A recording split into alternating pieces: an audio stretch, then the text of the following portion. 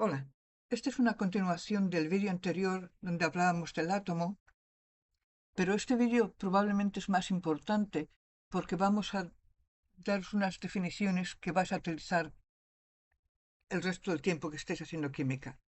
Eh, no estoy intentando asustaros, es muy fácil, pero lo vais a utilizar todo el tiempo. Y queréis aseguraros de que entendéis todo. ¿Ok? Si os acordáis del otro vídeo, dijimos que el átomo era neutro porque tenía el mismo número de protones que de electrones, pero también hablamos de que los átomos no eran muy cuidadosos con los electrones. Hay veces en que el número de protones y de electrones no es lo mismo, y en ese caso tienes una carga eléctrica. En vez de átomo lo llamamos ión. Y la carga va a ser la diferencia entre el número de protones y el número de electrones. Si tienes más protones, tienes una carga positiva. Si tienes más electrones, tienes una carga negativa. Lo que tenéis que tener en cuenta es que el átomo no puede ganar protones. El número de protones nunca cambia, porque dejaría de ser el átomo que es. Solo lo único que el átomo puede hacer es ganar o perder electrones.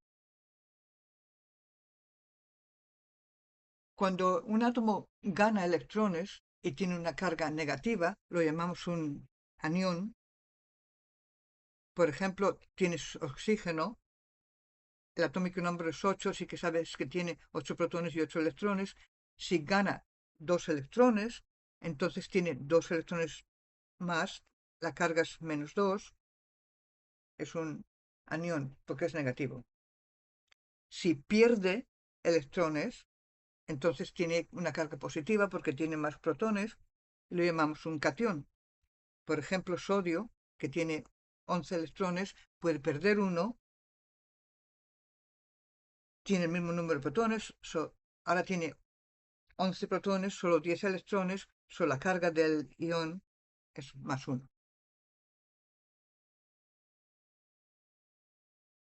Mencionamos un poco la otra vez de los isótopos, hablábamos de átomos del mismo elemento que tienen una masa distinta. Si os acordáis, esto era uno de los puntos donde dijimos que Dalton no tenía razón.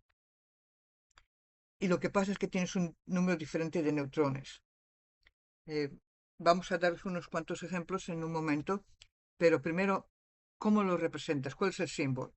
Bueno, pones el símbolo del elemento y entonces a la izquierda arriba pones el número de masa y a la izquierda abajo pones el número atómico. Eh, un par de comentarios con esto. Si vas a Europa, lo ponen en el distinto orden. Pone el número atómico arriba y la masa abajo. Puedo explicarte porque yo cuando yo tuve química lo aprendí de esa manera y tuve que acostumbrarme a escribirlo de otra manera. Pero esto es lo que la UPAC recomienda y estoy esperando que poco a poco todos los países lo hagan de la misma forma. Vais a ver que muchas veces la gente no pone este segundo número. Y en cierto modo tienen razón. Eh, si el número atómico es 2, sabes que es helio. Si es helio, sabes que el número atómico es 2. Así que mucha gente dice, esto es repetitivo, ¿hay alguna razón para ponerlo? Así que vais a ver muchas veces que la gente solo pone esto. Porque este número aquí lo puedes saber mirando la tabla periódica. ¿Ok? Además, poniendo dos números, eso funcionaba muy bien cuando estabas escribiendo a mano. Pero ahora con las computadoras, especialmente si utilizas Word, no es fácil poner el 4 encima del 2. Así que cuando eliminas el 2, lo hace más fácil, pero todavía, bueno, tienes que poner subscript. Sí lo puedes hacer, pero es muy inconveniente. Y mucha gente ha decidido que en vez de eso prefieren escribir helio línea 4. Es mucho más fácil de escribir, es mucho más fácil en la computadora, incluso pronunciarlo, porque este número aquí, ¿cómo lo llamas? 4 helio 2, 2, 4 helio, helio 2, 4. Si utilizas el segundo, bueno, ¿qué lo llamas? 4 helio o helio 4, pero en este caso es mucho más fácil, es helio 4. Así que es fácil de escribir, fácil de pronunciar. Y esto es lo más corriente. El primero, este es el que la UPAC, la Unión Internacional de Pure Applied Chemistry, recomienda. Esto es lo que la mayoría de la gente usa, porque es mucho más fácil. Y por supuesto, si tienes un ion, no te olvides de que la carga va a estar a la derecha y arriba. ¿Qué? Esto es un ejemplo de isótopos hidrógeno. Hidrógeno en la naturaleza aparece como una mezcla de 3 isótopos. Tienes protio, deuterio y tritio, y esto no es corriente, ¿ok? Normalmente no tienes distintos nombres, pero estos han sido conocidos por mucho tiempo y al principio les dieron nombres. Todos son hidrógenos porque todos tienen el mismo número atómico, 1, 1, 1. Así que la mayoría de las propiedades son las mismas. Se van a aportar como hidrógeno. La única diferencia es el número de neutrones. Uno no tiene ninguno, uno tiene uno y uno tiene dos. ¿Okay? Si os dais cuenta, la gran mayoría no tienen neutrones, es 99,99. Hay muy pocos con dos y casi nada con... Muy pocos con uno, perdona, y casi ninguno con dos. Pero tiene algunas propiedades que son distintas. Protio es el hidrógeno normal, porque es la mayoría del hidrógeno. Pero el deuterio, alguna gente lo llama hidrógeno pesado.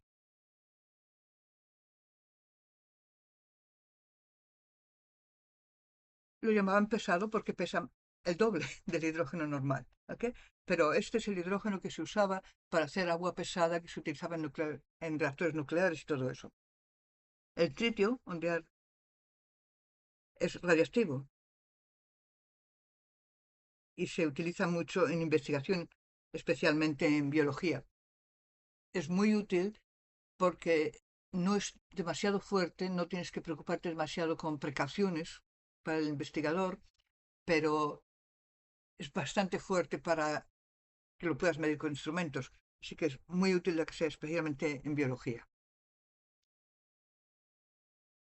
Otro término, masa atómica. Pero no hablamos de eso. No, no. Lo que vimos primero era el número de masa. Esto es un poco distinto porque sabemos que el protón y el neutrón dijimos que era aproximadamente un MU. Y dijimos que el electrón lo íbamos a llamar cero. Así que en teoría la masa atómica es el número de masa. Eso es si tienes solo un isótopo. Pero si tienes varios isótopos, eso no funciona. Por ejemplo, el hidrógeno. Estoy intentando buscar mi tabla periódica. La mayoría del hidrógeno tiene un número de masa de 1.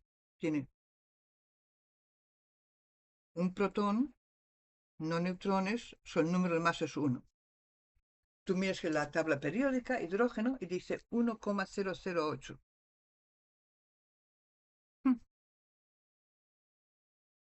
Cuando tienes isótopos, lo que ves en la tabla periódica es la media. Y no es solamente una media, pero es una media ponderada, porque si el 99% del hidrógeno es hidrógeno 1, va a tener más efecto que hidrógeno 3, que hablamos que es muy, muy, muy poco. ¿Okay? ¿Cómo calculas eso? Bueno, la media de la masa va a ser la suma para cada isótopo, la abundancia y la masa de ese isótopo. ¿Okay? Lo haces, en el caso del hidrógeno, lo harías para hidrógeno 1, hidrógeno 2, hidrógeno 3, lo sumas y sale el número que ves en la tabla periódica.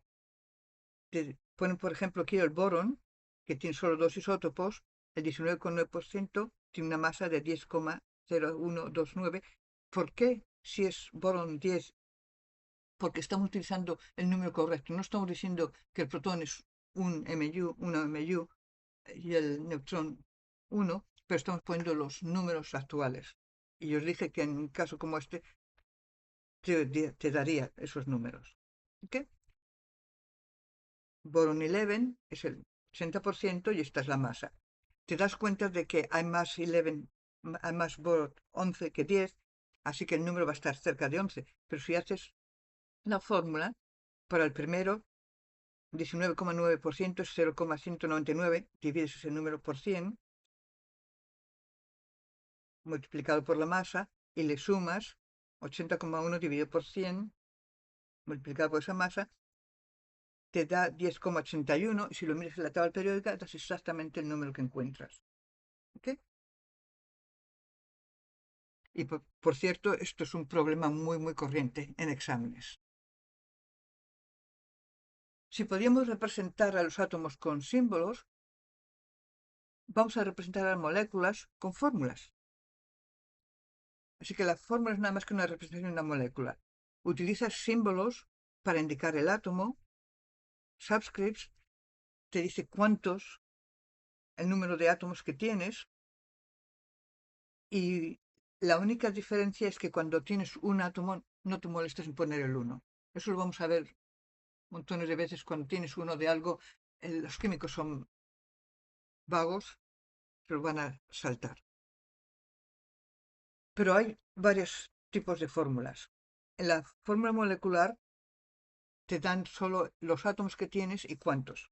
Por ejemplo, esto es metano, el gas de los pantanos, y te dice que tiene un carbono y 4 hidrógenos. Pero no tienes ni idea de qué átomo está enlazado a qué átomo. Esta es la fórmula más corriente porque es fácil de escribir y la mayoría de las veces es suficiente para lo que vas a hacer, pero hay veces que necesitas saber qué átomo está enlazado con qué átomo, y cuando necesitas saber eso necesitas la fórmula estructural. En este particular caso te enseña que el carbono está enlazado a los 4 hidrógenos, pero no hay un enlace entre 2 hidrógenos. ¿Ok? Esto es más complicado de escribir, pero te da más detalles. La idea es usar la fórmula más sencilla que puedas que te dé la información que necesites. Si todo lo que necesitas es saber la composición, por supuesto esto es bastante. Pero vamos a ver, por ejemplo, cuando miramos a la estructura en 3 dimensiones de una molécula, vas a necesitar saber todos los distintos enlaces y entonces va a tener que escribir esta fórmula. También tenemos la fórmula empírica. La fórmula empírica te dice cuál es el número más bajo en proporción de los átomos. No es el número real. O sea, a veces es el real, a veces no es. La fórmula molecular te dice el número real. Eso lo que te digo es, te simplifica la proporción de los átomos. Por ejemplo, benceno, sabemos que es 6 carbonos, 6 hidrógenos. Lo puedes simplificar a carbono-hidrógeno, pero por supuesto esto podría ser la fórmula empírica de muchas fórmulas moleculares. El ácido acético. Esta sería también la fórmula empírica de muchos azúcares, de todos los hidratos de carbono. Así que la fórmula empírica no te dice mucho. Y siempre tengo alumnos que me dicen, ¿por qué tenemos que aprender la fórmula empírica? Bueno, la razón por la que aprendemos esto es porque cuando tienes una molécula que no sabes la fórmula, hay experimentos relativamente sencillos que te permiten calcular la fórmula empírica. Y de la fórmula empírica, otros experimentos te ayudan a convertirla a la fórmula molecular. La fórmula empírica es como un paso para determinar la fórmula real de un compuesto. En este vídeo todo lo que tienes que saber es la definición, pero más tarde vamos a hablar de cómo determines la fórmula y volveremos a hablar de fórmulas empíricas. Isómeros, otra vez, este no va a ser muy importante. En este vídeo lo único que necesitas saber es la definición. Son dos compuestos que tienen la misma fórmula química, pero los átomos están organizados de una molécula distinta, de una forma distinta. Compara el ácido acético, que aparece en el vinagre, con el formiato de metilo, tienen la misma fórmula. 2 carbonos, 4 hidrógenos, 2 oxígenos, pero son muy distintos. Este es un ácido que aparece en el vinagre. Esto se usa en industria y no tiene ácido. Puedes ver que algunos de los enlaces son distintos. Por ejemplo, aquí tienes un carbono-carbono, aquí tienes carbono-oxígeno. Tú tienes aquí un oxígeno que está enlazado a un hidrógeno, pero aquí está enlazado a un carbono. Son los mismos átomos, pero están enlazados en diferentes formas. Como dije, para esta química esto no va a ser muy importante, solo saber la definición. Pero si en el futuro tomáis química orgánica, os vais a dar cuenta de que de repente los isómeros van a ser muy, muy, muy importantes, extremadamente importantes. Y vais a ver las diferentes clases de isómeros. Así que esto es un término muy importante, aunque nosotros no lo vayamos a utilizar más. Mol. Mucha gente no se da cuenta que mol lo que representa es un número. Si yo te digo que tengo un par de libros, sabes que estoy hablando de dos. Y si te digo que fui a la tienda y compré una docena de huevos, sabes que compré 12 huevos. Hay nombres que representan un número. Lo mismo con mol. Mol es la cantidad de sustancia que tiene el mismo número de átomos, moléculas, lo que estés mirando, que el número de átomos en 12 gramos de carbón 12. Acordaros que utilizamos carbón 12 como estándar muchas veces porque es muy abundante y muy estable. Si coges 12 gramos de carbono 12 y cuentas cuántos átomos tienes, ese número es un mol.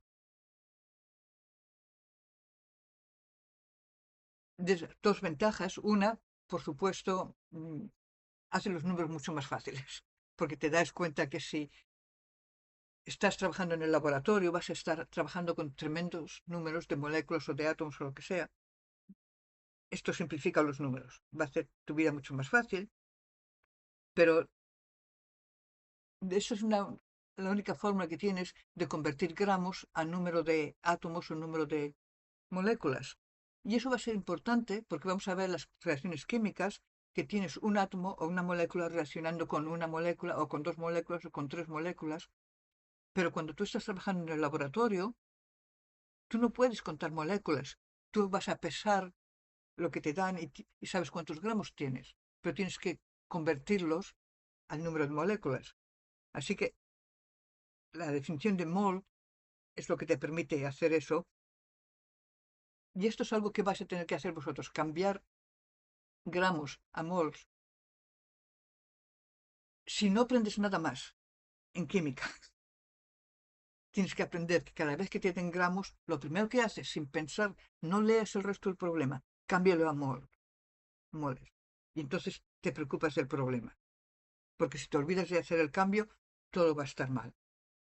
Necesitas saber cambiar de gramos a moles y moles a gramos sin ningún error. Si te digo que escribas tu nombre, ¿cuántos de vosotros escribís el nombre y te dice, me equivoqué, he puesto el nombre de mi hermano? No, tú sabes tu nombre. Bueno, convertir gramos en moles y moles en gramos lo tienes que hacer con tanta naturalidad como escribiendo tu nombre. ¿Sí? No, el número ha sido calculado tienes aquí, le llaman el número de Avogadro, porque fue el científico que lo calculó. No, espero que te memorices esto. Tenemos una versión abreviada y esto es lo que yo digo a mis alumnos. ¿Ok? Eso, el número tienes que sabértelo, porque como dije, vas a estar haciendo conversiones continuamente. Ahora vamos a ver que puedes cambiar entre el número de átomos o moléculas, el número de moles, número de gramos. Tienes un montón de flexibilidad. Un comentario que algunos de mis alumnos no lo entienden es que la masa de un mol en distintos elementos es distinta. Un mol tiene el mismo número de moléculas. Si tú tienes un mol de aluminio y un mol de hierro, tienen el mismo número, en este caso, de átomos. Pero la masa es distinta. Todo el mundo sabe que el hierro pesa más que el aluminio. Como las masas de los átomos son distintas, la masa de el mismo número de átomos, obvio, va a cambiar también. So, definimos la masa molecular como la masa en gramos de un mol. ¿Por qué un mol? Porque otra vez estamos trabajando en escala de gramos y miligramos, todo esto. No trabajamos con un átomo. No tengo una manera de coger un átomo aquí y una molécula aquí y ver si reaccionan. No, voy a tener gramos de sustancia. Así que vamos a estar todo el tiempo hablando de moles y el peso de un mol lo llamamos la masa molar. Por supuesto, si ponemos la masa en gramos, de las unidades va a ser gramos por mol. ¿Cuántos gramos pesa un mol? Y es muy fácil de determinarla porque es el mismo número que la masa atómica, pero en vez de MUs lo cambias a mol, a gramos, perdona. Por ejemplo, carbón 12, un átomo pesa 12 MUs. ¿Te acuerdas? Eso era la definición de MU. Pero un mol pesa 12 gramos, el mismo número. Lo único que cambiamos son las unidades. Pero el número. Así que si tú quieres saber la masa molecular, la masa molar de cualquier compuesto, estoy mirando en la tabla periódica, oxígenos, el átomo pesa 16,00 MUs. Un mol, 16,00 gramos. Lo único que haces es cambiar MUs en gramos. Y aquí tenéis unos cuantos ejemplos. Notar que cambia el número entre la masa atómica y la masa molar es el mismo. Lo único que cambia es la unidad, pero el número de átomos por mol es el mismo porque es el número de Avogadro. Esto nos ayuda ahora a hacer un montón de cálculos. Este es uno de los capítulos que vas a tener que hacer muchos ejercicios, pero lo vas a necesitar el resto del semestre. Esto es cuando quieres de verdad parar, tomar el tiempo y estás seguro de que lo puedes hacer sin dudar. Porque como dije, si empiezas mal un problema, todo va a ir mal. Voy a hacer un par de ejemplos para vosotros, pero tengo una hoja de trabajo con montones de problemas que si tú haces una cita con Weissant, perdón, eh, te daré esa hoja, tú puedes practicar y luego lo podemos mirar juntos y hacer correcciones, si no te diste cuenta, explicarte lo que hiciste mal, por qué está mal, antes de que tengas un examen en clase. ¿Qué? Pero vamos a hacer un par de ejemplos aquí. Primera cosa que vas a aprender de los problemas de química. A veces te dan información que no importa. ¿Okay? Te está hablando aquí del US Department of Agriculture. Muchas veces te dan información, tienes que mirar a la pregunta ese, qué es lo que me están dando, qué me están preguntando, y todo lo que está alrededor lo voy a ignorar. Yo lo comparo esto a comer pescado. Cuando comes pescado, ¿qué es lo primero que tienes que hacer? Separar las espinas de lo que comes, de la carne, y tirar las espinas. Esto es lo mismo, tira las espinas. No importa qué son estos 4,7 gramos. La pregunta es si tienes 4,7 gramos de potasio, que es lo que te dicen que tú deberías comer todos los días, pero todo eso es accesorio, no lo necesitas. ¿Cuánto es en moles? Eso es toda la pregunta. Cambia 4,7 gramos de potasio en moles. Y lo demás es extra, no lo necesitas. Y hay veces que en problemas de química te van a contar que esto fue descubierto por so and so, era un día muy bueno, hacía mucho calor y te encuentran una historia que no tiene nada que ver con el problema. Siempre digo a mis alumnos, lo primero, cuando tienes un problema como estos, léelo despacito, esto es lo que me dan, esto es lo que me preguntan. He tenido estudiantes que vienen y los marcan con colores distintos para diferenciar. Eso es una idea buena, no tienes que hacerlo, pero yo creo que ayuda. Pero entiende la pregunta y no te preocupes de todas las cosas extra que te dan. A veces las cosas extras van a ser números y te va a preocupar, pero si entiendes la pregunta, si no necesitas esa información, olvídate. ¿Cómo cambiamos gramos a moles? Bueno, sabemos cuánto pesa un mol. ¿Cómo lo sabemos? Vas a la tabla periódica y ves que un mol de potasio pesa 39,10 gramos. Gramos y gramos se cancelan, eso te dejan moles. Lo único que tienes que preocuparte es significant figures, sig figs. Este número, 39,10, es por definición. Si utilizas distintas tablas periódicas, te pueden dar más o menos decimales. No hay un estándar. Pero en este libro que yo estoy utilizando, este es el número que te dan. Estos números, que son números exactos, no participan en calcular cuántas sig figs necesitas. El número que te dan el problema tiene 2, tu respuesta tiene 2. Acuérdate que el 0 a la izquierda no es significante. Tus unidades están correctas. Unidades correctas, sig figs correctas. Lo hiciste bien. Y sabes que lo hiciste bien no porque memorizaste si multiplicas o dividas, pero porque viste las unidades cancelar y que te daban las unidades que te estaban preguntando. Eso no solo está bien, pero tú sabes que está bien. Y eso es maravilloso.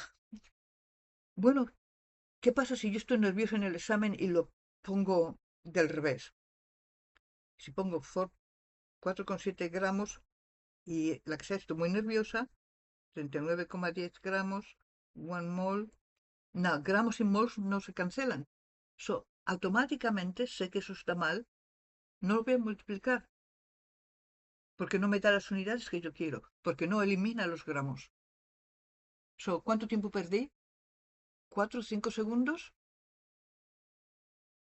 Muchos de mis alumnos, al principio, hasta que se acostumbran, hacen las dos, porque todo lo que pierden es un par de segundos, pero entonces se sienten más confidentes de que lo que están haciendo está bien. Pero por favor, no memoricéis.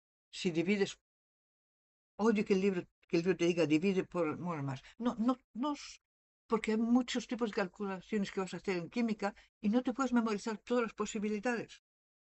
Pon las unidades, asegúrate de que las unidades que tú te estás intentando liberar cancelan y te deja con las unidades que te preguntan y entonces sabes que está bien, sin ninguna memoria. Acuérdate que este número lo conseguiste en la tabla periódica. No tienes nada que memorizar. Esto es lo opuesto, te dan moles. Es supposed to be 10 to the minus 4%. A veces cuando lo copio en PowerPoint hace eso. Aquí lo ves el número correcto. ¿Okay? Esta vez vamos a poner el orden distinto, los gramos arriba, moles abajo. ¿Por qué? Porque queremos que los moles se cancelen y me da en gramos. Las unidades están correctas. Have a sig figs. 2 sig figs, porque es el número delante del 10. 2 sig figs. You're right. Es correcto y lo sabes. Y la ventaja de saberlo es que cuando sabes que no está bien, lo intentas otra vez.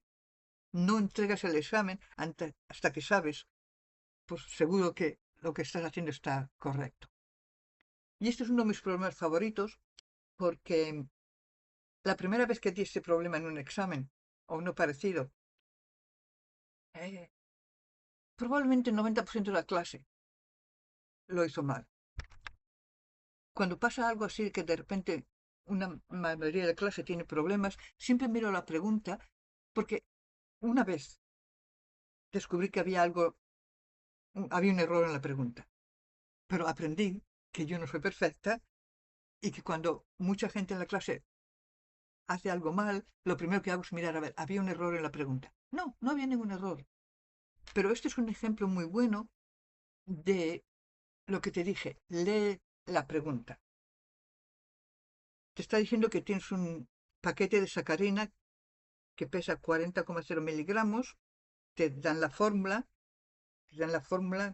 química, te enseñan también la fórmula estructural, te dan la masa molar de sacarina y te preguntan cuántas moléculas hay en los 40 miligramos.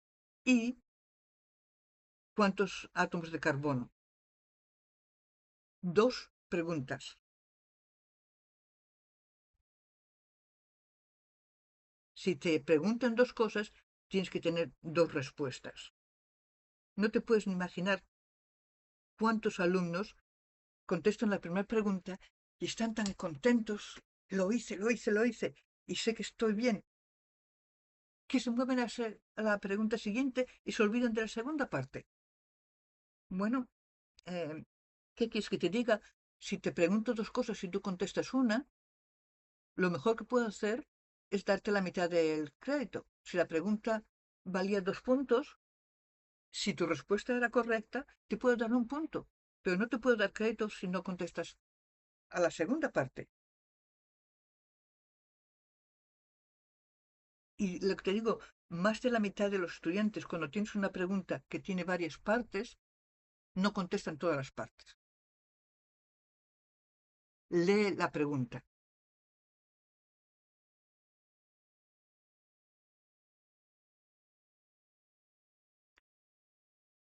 Déjame que añada algo a esto. 2 respuestas y solo 2. Sí, tengo gente que decide que me van a añadir algo. Eh, Cuando calculan cuántos átomos de carbono, por cualquier razón, no me lo puedo imaginar, me van a decir también cuántos átomos de nitrógeno. ¿Qué? Pero no te preguntan eso. Y siempre les digo a mis alumnos, mira, si tú contestas algo que yo no te he preguntado, no te voy a dar más crédito, porque yo no lo pregunté. Si contestas todo lo que yo te di, puedes ganar 100 puntos. Yo no te voy a dar más porque contestaste preguntas que tú te inventaste. Pero si contestas algo que yo no te pregunté y lo haces mal, no lo puedo ignorar. Tú escribes algo estúpido y voy a tener que quitar algo de crédito porque no puedo ignorar algo que es incorrecto. Lo que estoy intentando decir es que contestar algo que yo no te pregunto, no tienes nada que ganar, pero tienes algo que perder. ¿Por qué lo harías? No hay ninguna razón. Es como los Miranda Rights. Todo lo que tú digas, todo lo que tú escribas, puede usarse en contra de ti. Contesta todo lo que te pregunten, no te saltes nada, pero no añadas nada que no te han preguntado. Eso te ayudará un montón en exámenes. Y cuando lees las preguntas, date cuenta de que no te han dado gramos, te han dado miligramos. Cuando miras a la masa molecular, es en gramos por mol. Si tú haces las cosas como yo te he dicho, escribiendo siempre las unidades, te darás cuenta de repente de que tienes miligramos y gramos y dos unidades distintas. Bueno, puedes cambiar los miligramos a gramos. Muy fácil. Pero muchos estudiantes, no importa cuánto se lo digo, solo escriben los números, no escriben las unidades.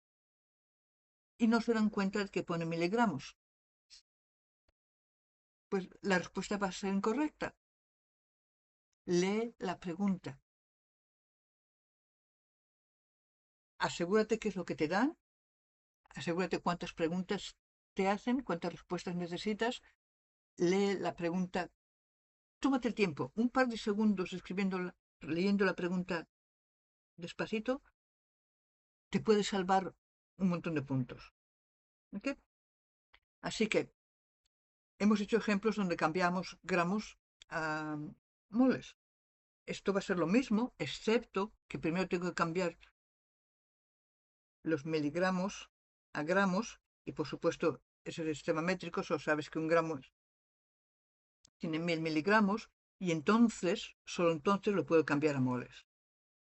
Vamos a ver cómo lo hacemos y por supuesto no me preguntan moles, me preguntan cuántas moléculas son.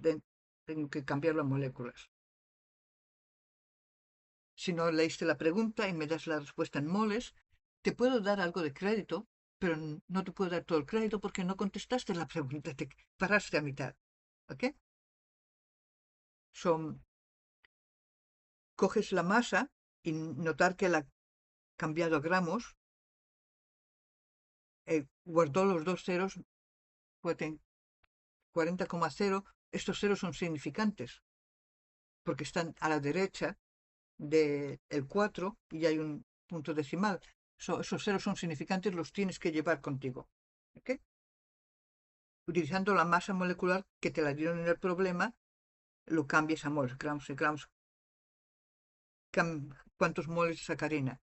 Pero no solo que te están preguntando, ¿quieres saber cuántas moléculas? Bueno, sabemos que un mol tiene estas moléculas, ahora mol y mol cancels out, y esto te da moléculas. Sabes que lo has hecho bien, que no te equivocaste si tenías que multiplicar y dividir, porque todo lo que has hecho ha sido ponerlo en la forma que puedas cancelar unidades. Lo único que tienes que preocuparte, ¿cuántas cifras significantes tengo? 1, 2 y 3. Pues eso es por lo que te dije, tener cuidado. El número original en miligramos tenía 3 sig figs. So, 3 sig figs in here. Estos son moléculas. Y otra vez, no has terminado. Has contestado la primera parte de la pregunta. Está la segunda parte. ¿Cuántos átomos de carbono? Vas a la fórmula y te dice que una molécula tiene 7 átomos. El número de moléculas que tú calculaste, hay 7 átomos en una molécula. Este es el número de átomos de carbono. Pero como te dije, esto es un problema muy bueno para practicar, porque si no lo lees con cuidado, te vas a perder el detalle de que te dan miligramos en vez de gramos, o vas a parar cuando calcules moléculas y no te acuerdes de que había dos preguntas. Estás aprendiendo no solo a hacer cambios de gramos a moléculas, a moles, pero también a leer las preguntas y a contestar lo que te preguntan. ¿Okay? Como te dije, tengo una hoja para practicar con muchos problemas. En la descripción del vídeo puedes hacer una cita conmigo y si eres mi alumno te daré ese trabajo, puedes practicar, luego lo miramos juntos o trabajamos desde el principio juntos, lo que tú prefieras, pero como he dicho muchas veces, es mucho mejor cometer todos los errores que vas a cometer conmigo, que no te doy una nota, que en el examen.